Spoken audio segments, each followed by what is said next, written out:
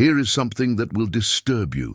62% of successful professionals doubt they deserve their success.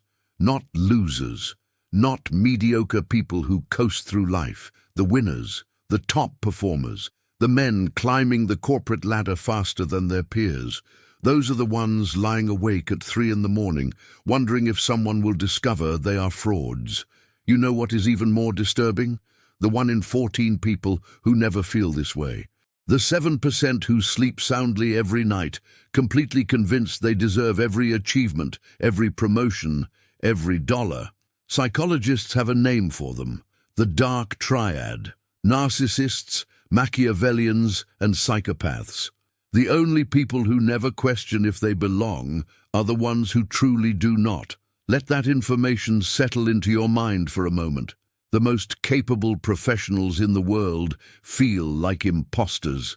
The actual imposters feel like kings. There is your first lesson about power. Self-doubt is not your enemy. It is your proof that you are paying attention. But here is where most men get it catastrophically wrong. They fight imposter syndrome like it is a disease. They read self-help books about building confidence. They practice affirmations in the mirror. They try to convince themselves they are amazing. That is not strength. That is surrender. You are letting the syndrome control you, and you are responding by begging it to leave. A man of elegance does not beg. Paul McCartney has written 32 #1 songs. 18 Grammy Awards sit in his home. He is worth over $1 billion. Yesterday has been covered by more than 2,200 artists. That is not luck. That is measurable, objective genius. Yet he still says, quote, "I really ought to think I am fantastic because I have this pile of achievements, but I am still going, oh, can I do it?" End quote. He still thinks everyone else is doing better than him. He still has to argue with himself that this belief is probably not true. Now pay attention to what he does with that feeling. He does not eliminate it. He does not meditate it away. He does not affirm it into submission. He argues with it. He acknowledges it exists. Then he keeps working anyway. The imposter syndrome becomes fuel, not poison. There is a systematic review published in December 2024 that analyzed over 11,000 professionals across 30 different studies.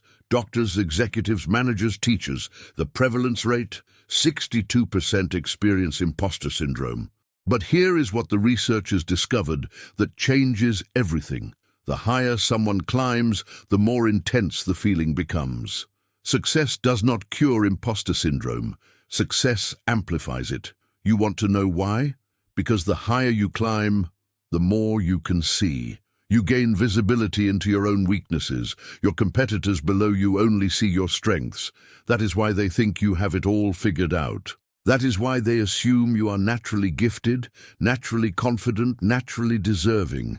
They cannot see the gaps in your knowledge, the skills you are still building, the mistakes you made last quarter that kept you up at night. You have full transparency into your own limitations. The world only sees what you are excellent at. The mismatch creates the syndrome. You are comparing your behind-the-scenes footage to everyone else's highlight reel. Barbara Corcoran sold her real estate company for $66 million. She is a permanent investor on Shark Tank. She has built an empire, and she still wonders if the sale was a fluke, a lucky break. But here is what separates her from men who let imposter syndrome destroy them. She looks for it in the people she hires. Quote, "The more successful someone is, the more self-doubt they have, because that is what drives them," end quote. She actively seeks out entrepreneurs with imposter syndrome because she knows something crucial. Uncertainty creates hunger. Mark Cuban agrees. He says all the sharks have imposter syndrome because they have all failed so many times. They have been broke. They have been dismissed. They have been wrong. That history does not create comfort. It creates vigilance. They know success is not permanent. They know one wrong move can cost everything, so they stay sharp. This is the first principle of using imposter syndrome as a weapon. Recognize that feeling inadequate means you are surrounded by excellence. You only feel like an imposter in rooms where the standard is high. A mediocre man in a mediocre environment feels perfectly comfortable. He is the smartest person in the room, so he relaxes, he stops learning, he stops improving, he becomes irrelevant. You feel inadequate because you are measuring yourself against people who are further ahead than you. That is correct. They are ahead of you. That is not a problem. That is information. They have skills you do not have yet. They have knowledge you are still acquiring. The gap is real, but the gap is also temporary if you decide to close it. Howard Schultz, who transformed Starbucks from a small coffee company into a global empire, said something revealing, quote, "Very few people, whether you have been in that job before or not, get into the seat and believe today that they are now qualified to be the CEO. They are not going to tell you that, but it is true," end quote. Even CEOs feel unqualified. Even billionaires wonder if they deserve the position. The difference? They take the position anyway. They feel the doubt and they execute anyway. The doubt becomes background noise, not a barrier. Here is principle 2. Imposter syndrome forces you to identify your weaknesses, which means you know exactly what to improve. This is a gift disguised as discomfort. Most men are blind to their own deficiencies. They think they are good at everything. They do not seek coaching. They do not study their failures. They coast on confidence until reality hits them in the face. You already know where you fall short. You already have the list of things keeping you awake at night, so turn that awareness into a targeting system. Those are not sources of shame. Those are your growth objectives. Every skill you lack is a skill you can acquire. Every gap in your knowledge is a gap you can fill. Imposter syndrome has handed you the blueprint for becoming unstoppable. Research from Sultan Qaboos University examined over 500 undergraduate students and found that 56% experienced imposter syndrome. But here is what matters. Those feelings correlated directly with perfectionist tendencies and fear of failure. Translation: the people who care most about excellence are the ones who feel most fraudulent. If you did not care about being exceptional, you would not notice when you fall short. Sheryl Sandberg, when she was at Harvard in the Phi Beta Kappa Honor Society, felt like she did not deserve to be there. Emma Watson feels incredibly uncomfortable when people praise her acting, like she is an imposter. Natalie Portman graduated from Harvard and gave a commencement speech where she admitted she felt like there had been some mistake, that she was not smart enough to be in that company. What do all these people have in common? They did not let the feeling stop them. They felt fraudulent and they performed anyway. They doubted themselves and they delivered anyway. The syndrome existed, but it did not have authority over their decisions. This is principle 3. Imposter syndrome is an indicator, not a dictator. It tells you that you are pushing into new territory. It does not tell you to retreat. When you feel like an imposter, you are at the edge of your competence. That is exactly where growth happens. Comfort is the enemy of improvement. If you feel completely qualified, completely prepared, completely confident, you are not challenging yourself hard enough. Navy SEALs have a saying, if you are not scared, you are not paying attention. Fear is information. It means the stakes are high. It means failure is possible. It means you are operating at a level where your current skills might not be sufficient. That is the entire point of progression. You move into environments that demand more than you currently have. Then you develop what is required. Now, here is where this gets dangerous, and where most advice about imposter syndrome goes catastrophically wrong. Psychologists will tell you to practice self-compassion, to be kind to yourself, to remember that everyone feels this way, to accept your limitations and give yourself grace. That is nonsense. That is surrender with a therapeutic vocabulary. A man of elegance does not accept his limitations. He identifies them, then he eliminates them. There is a difference between acknowledging reality and making peace with mediocrity. Yes, everyone has weaknesses. Yes, everyone has gaps. No, you do not get to be comfortable with yours. You get to be aware of them so you can systematically destroy them. Adam Grant, organizational psychologist at Wharton, put it perfectly. Quote, "Imposter syndrome is not a disease. Doubting yourself does not mean you are going to fail. Feeling uncertainty is a precursor to growth," end quote. Notice what he did not say. He did not say doubt means you are fine exactly as you are. He said doubt is a precursor to growth. The discomfort is the starting gun, not the finish line. This brings us to principle 4. Imposter syndrome only has power when you hide it. The moment you acknowledge it, study it, and weaponize it, it becomes an ally instead of an enemy. The men who get destroyed by imposter syndrome are the ones who pretend it does not exist. They project confidence they do not feel. They fake certainty. They hide their questions. They refuse to ask for help because asking for help would expose them as frauds. That is actual fraud. Pretending to know something you do not know is fraud. Admitting you do not know something yet, then learning it, is called competence development. Barbara Corcoran figured this out. She hires people with imposter syndrome because they ask better questions. They study harder. They prepare more thoroughly. They do not assume they already know the answers. They are hungry to learn because they are aware of what they do not know. That awareness creates drive. Here is a study that will change how you think about this entirely. Researchers found that interventions designed to increase agreeableness in people also reduced all 3 dark triad traits: narcissism, Machiavellianism, and psychopathy. But here is the twist. Even people who wanted to increase their dark traits, who wanted to become more manipulative and self-centered, still wanted to become more agreeable when given the choice. Why does this matter? Because it reveals something crucial about human psychology. Even the worst people recognize that connection, empathy, and collaboration make you more effective. The dark triad individuals might lack these traits naturally, but they understand their strategic value. They want the benefits without the internal experience of actually caring about others. You are not like them. You have the internal experience. You feel doubt because you actually care if you are good enough. You feel imposter syndrome because you genuinely want to earn your position, not just occupy it. That caring is what separates you from the 7% who never doubt themselves. They do not care if they deserve success. They only care that they have it.